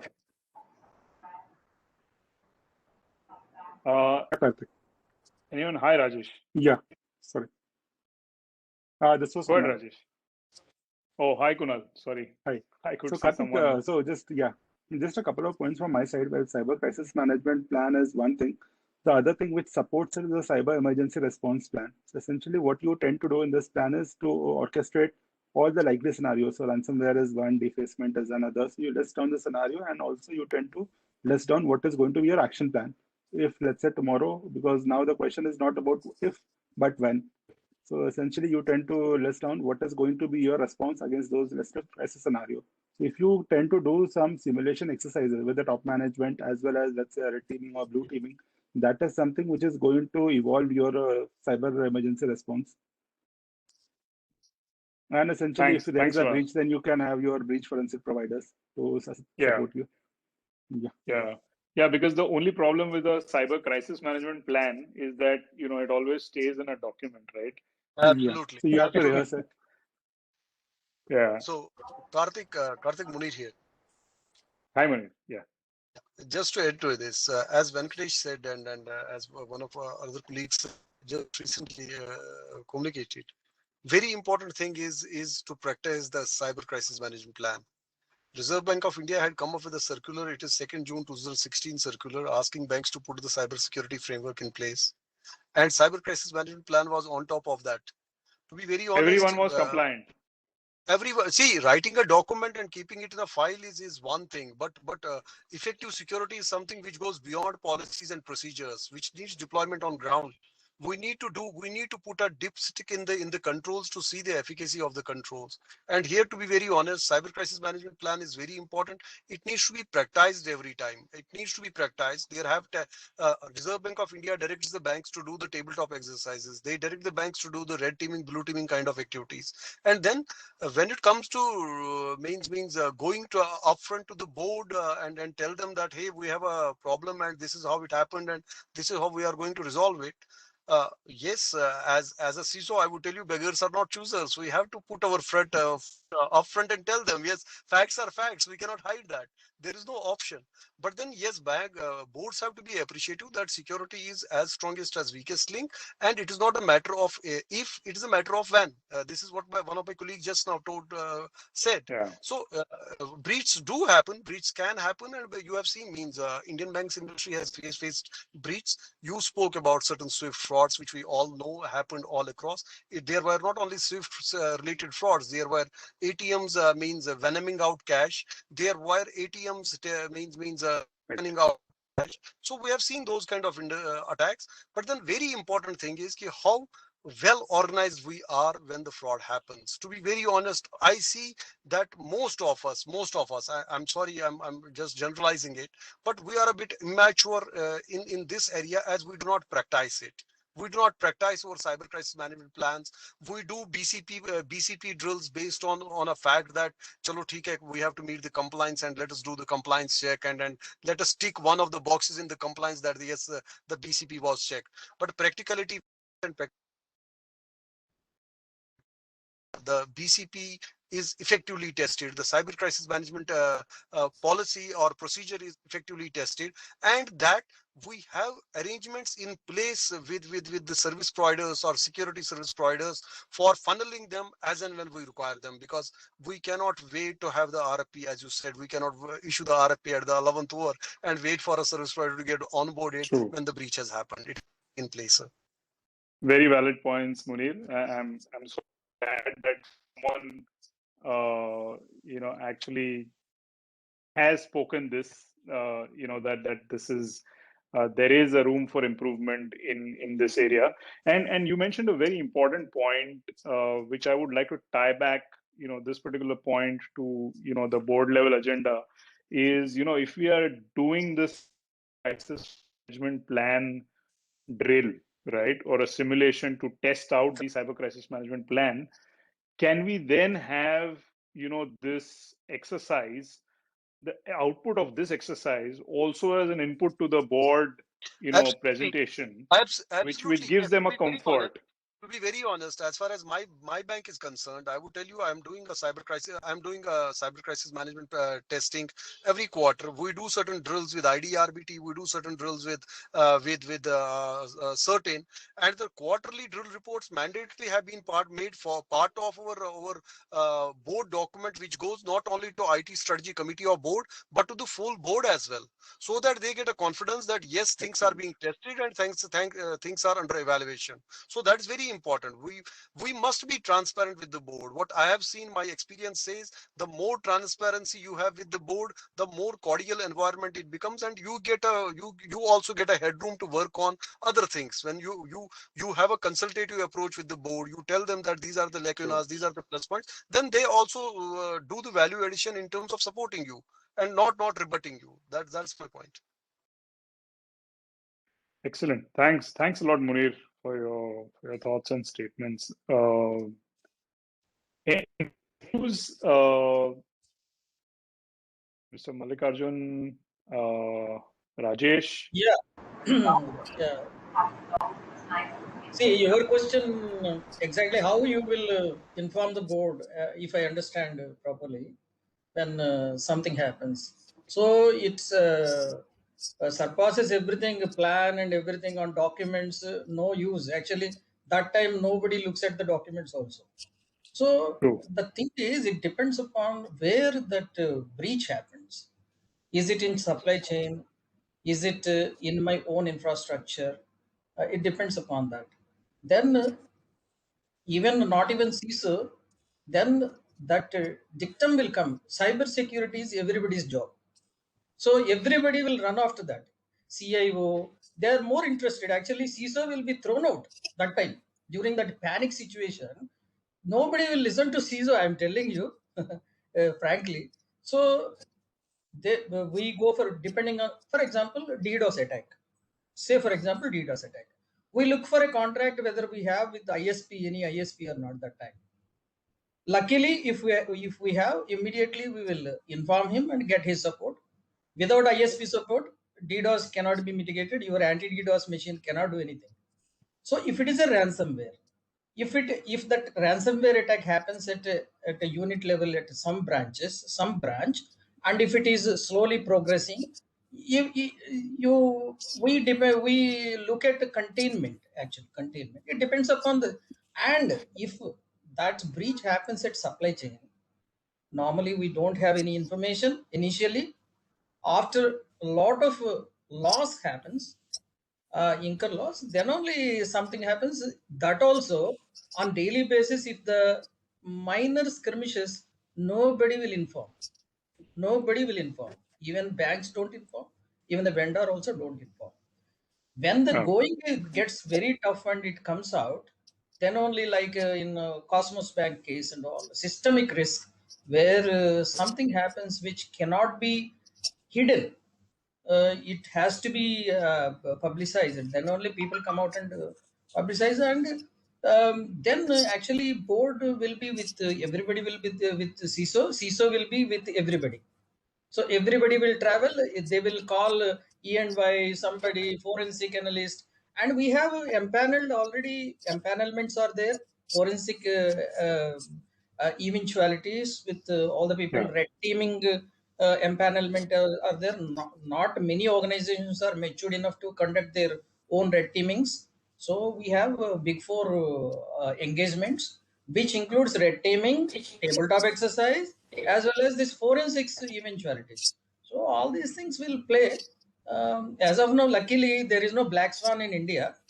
But seeing this solar winds and all, the going is getting tough actually.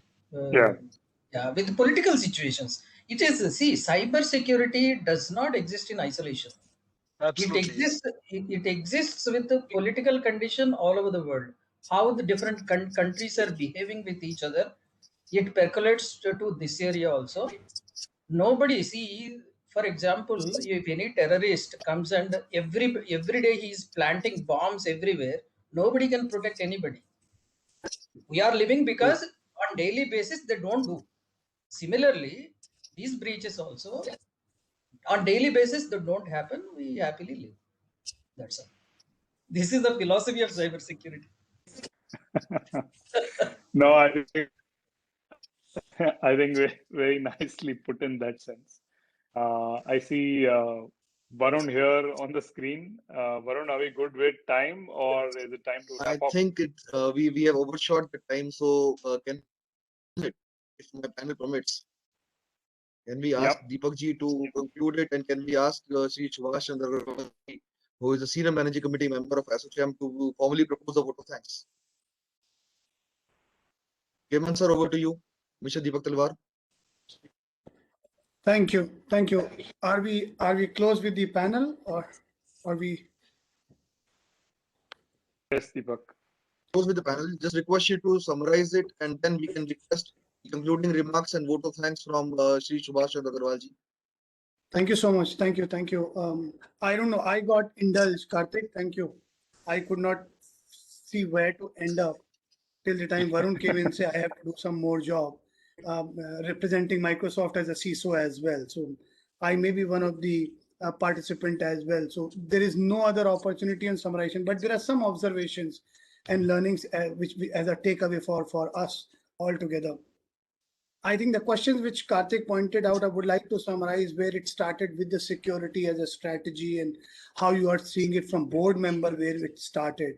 And then on some of the technical aspects and the security operations centers and the concerns of, in large context, the word CISO, I still feel that it has gone beyond a combination which some of the CISOs mentioned, including all of us. We will say it's more like a holistic way of a chief digital officer, risk officer, digital transformation leader should be talking to the CIO, CISOs and community and all. So it's a community thing.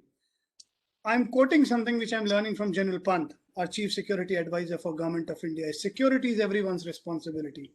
And I've taken that into my commitment that whenever I'm talking, I should be talking this as first. And this is not as a citizen, but everyone's responsibility means not every moment I'm CISO. Even when I'm at home and using my own Surface device and I'm connected to my personal aspect, I'm nowhere eliminated from my corporate network. There is no possibility, especially in work from home conditions. And then there is a report which talks about 40 to 80. All the CISOs can vet on that. Kartik is the owner to compile from a consulting point of view. 40 to 80 products we are compiling, and nothing right or wrong.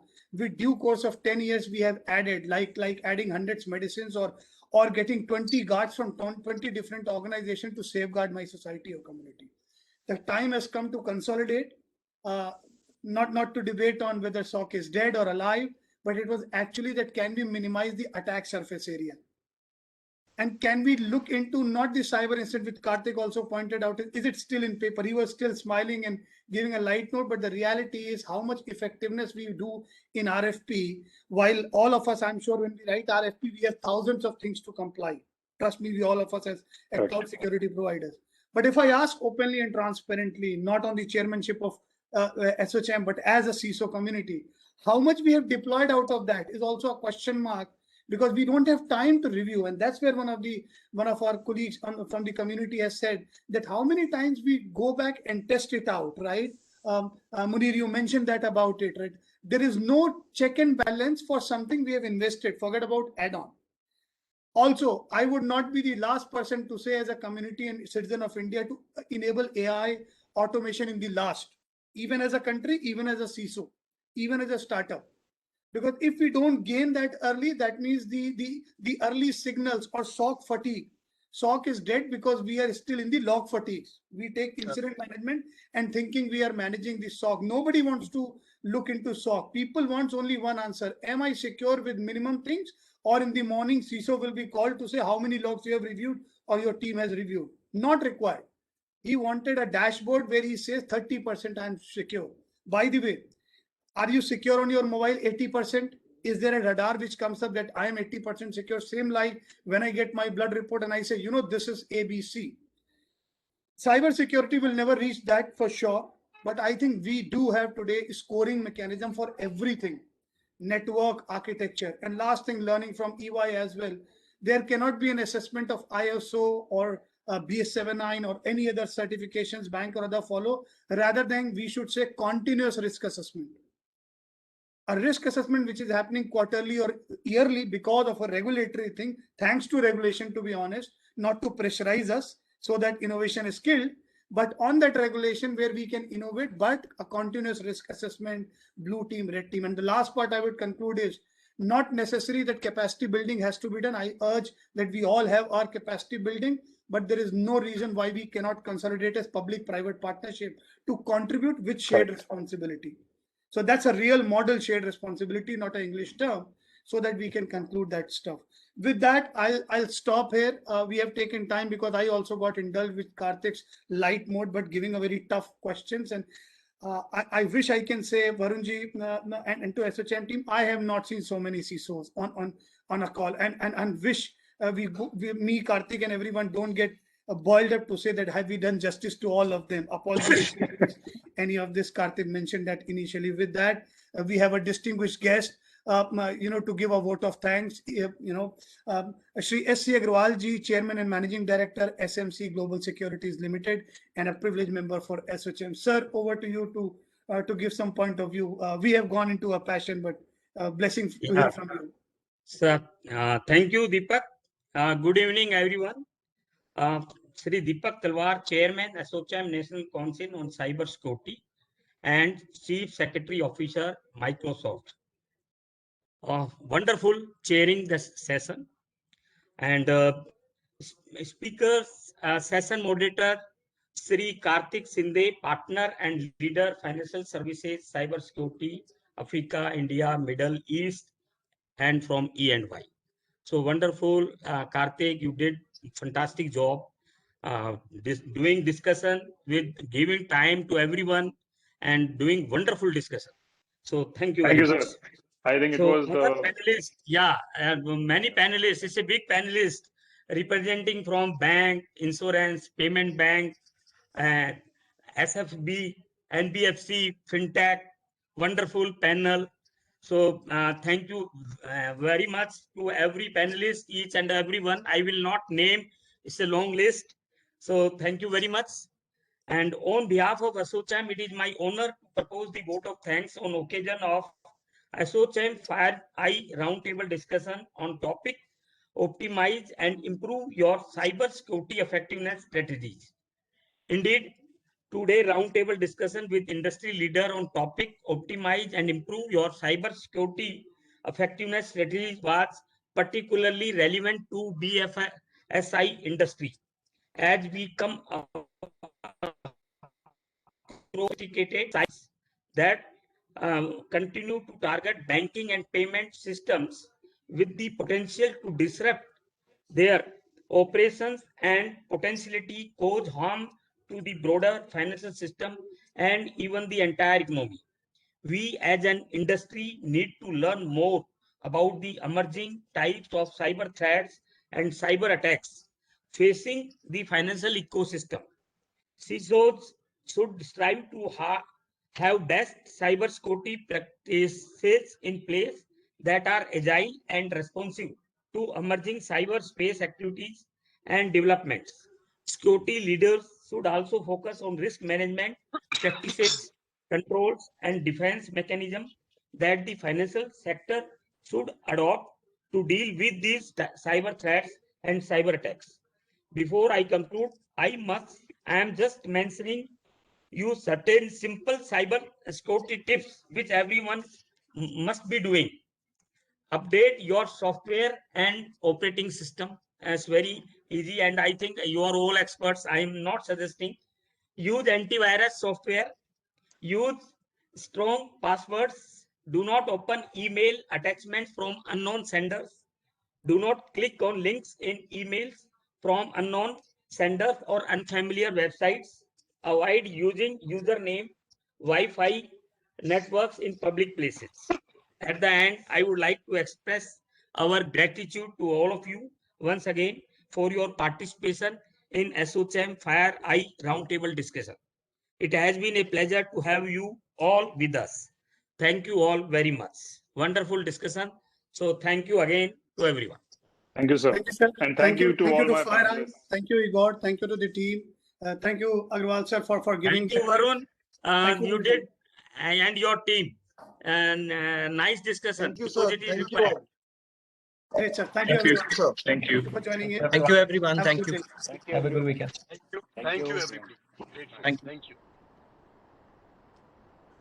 Thank you. Thank you.